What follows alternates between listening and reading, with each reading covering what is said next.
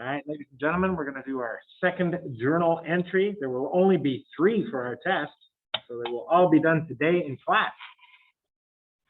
I used the same alkene, and this time I got water and a strong acid catalyst. Sulfuric acid works. Toluene sulfonic acid also works here. Those are the only 2. And just like before, where our first step was the attacking of a strong acid with the pi electrons, you must do the same thing here. And if you think water is a strong acid, then this test is not going to go well. Chapter 4, you've already messed up by giving a wrong pKa for water, which is 16. You do not react to 16 before a -5.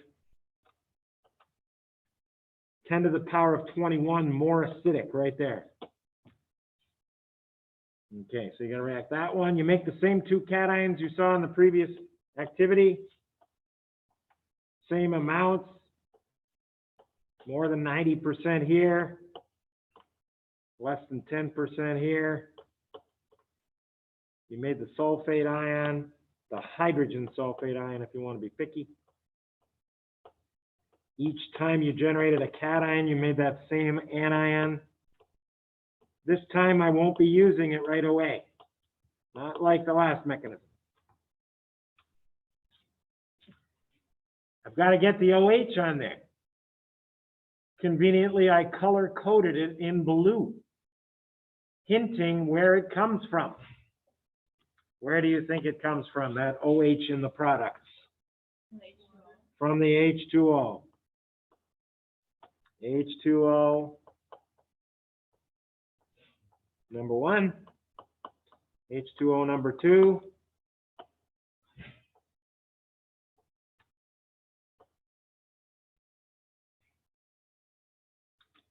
what I don't want to see, I'm going to put it on the screen and erase it. But I've seen it so many times, I want to warn you. I'm going to say students have seen how they can shorten this. They have. They draw me one H2O, and then they do this. Do not copy any of this. They'll do this, and they'll do this. You're just telling me a water molecule attacked a carbocation that's tertiary at the same time it attacked a carbocation that's primary. Ladies and gentlemen, that's not reality. If you do this first step, then you're not doing the other one. If you do the other one, you're not doing this one. Don't pretend a water molecule can do both. That never existed on the screen, okay? Okay, we got a video proving otherwise. Do not ever have a molecule doing 2 different things. Doesn't happen. Like you go to the mosque or you go to the store. You can't go to both. I don't think there's mosques with stores, are there? Anyway, I'm not going to get into that. I'm not going to get into that. Okay. All right. So what do we get here? I got an OH, but it has still has 2 H's on the O because your mechanism didn't do anything with the bonds from O to H, did they? Your mechanism didn't do anything with those bonds. It is now time to do something with that extra bond. And this extra bond here, which I don't know why I angled it. That's okay. Angled doesn't scare me. And these are related to the 2 products. What's the relationship between this and the first product? Yeah, there's a relationship